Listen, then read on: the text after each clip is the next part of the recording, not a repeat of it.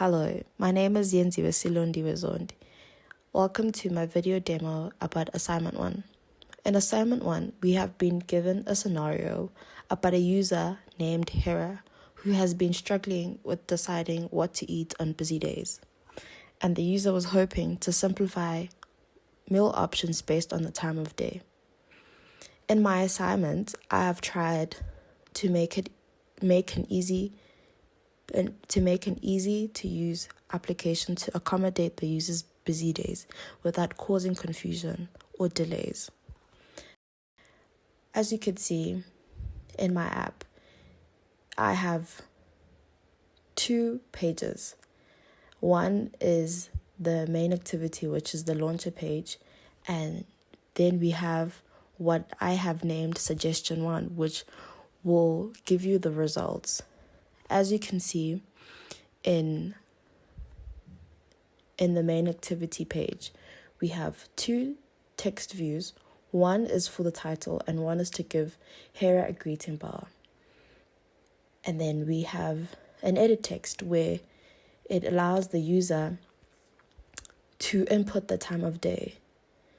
And we have 2 buttons. One is to generate what the user has inputted, which is the time of day, to give you a result in the Suggestion 1 text view.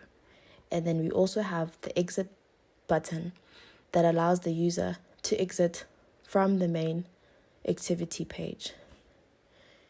In the second page, we have the text view, which then from in my Kotlin file, I have linked my edit text to this text view to give you the results. Here we also find a reset and an exit button. The reset button has 2 functions.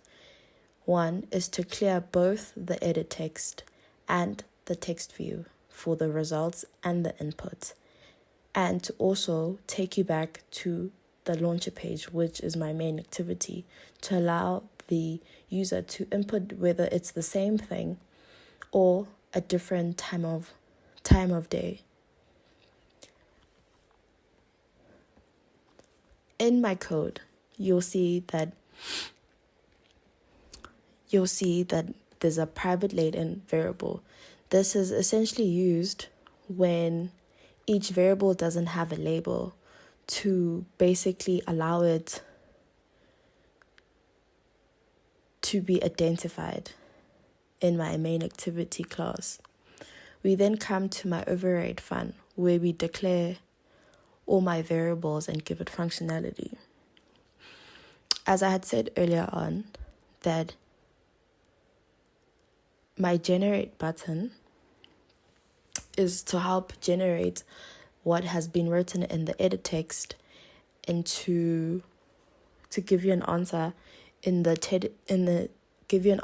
text view in the second page.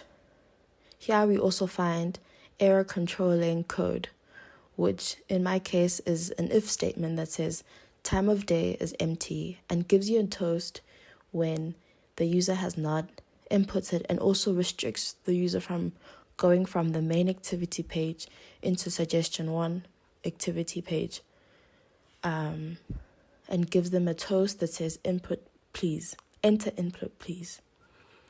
We then also see here that the close button has code to close and kill process to allow the user to close the app and have no activity running in the background. We then look at here. I used MapOf to store my data, which would then help generate from the edit text to the text view, which the first part would be breakfast, mid-morning snack, lunch, midday snack, dinner, after dinner snack, which would be inputs that you would input in the edit text, which will give you the 2, which is the eggs, bacon and toast, fruits, salad, chicken wrap with fried chips, and a packet of Simba chips alongside nuts, and steak with mashed potatoes and ice cream. depending on the time of day that was inputted in the input edit text. We then also see a return statement, which essentially just allows the user to see a full message as to what is being displayed in the text view that we will find in the suggestion 1, which we have discussed earlier on. In my KT folder isn't much there, but as you can see as well, that my exit button has a different code to the one found in the main activity. This is essentially just to show that there's more than one code to close the app.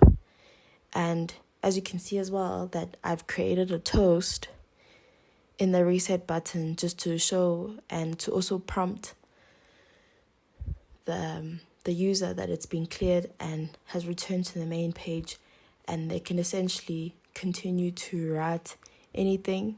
And the last bit of my code is essentially what I've used to gather all information from my main activity. And the very last bit, that result text view meal suggestion, is essentially when the user hasn't written anything, and just to display that there's no meal option suggestion. This is where I then show you that my app works.